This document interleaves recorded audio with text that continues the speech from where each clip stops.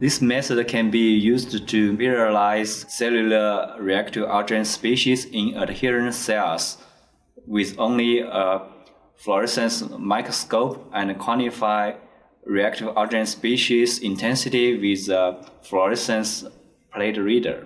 This protocol is simple, efficient, and cost-effective.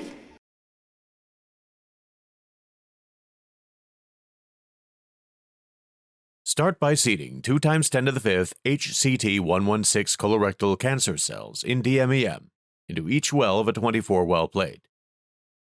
Incubate the cells overnight at 37 degrees Celsius.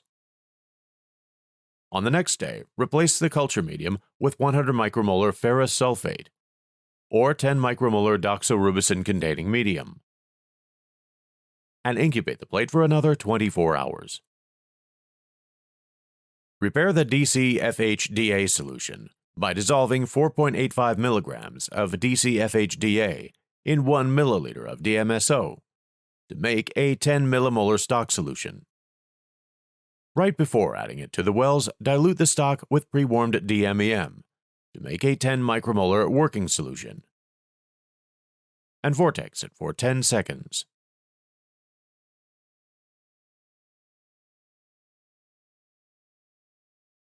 To stain the cells, remove the drug-containing medium and wash them once with DMEM.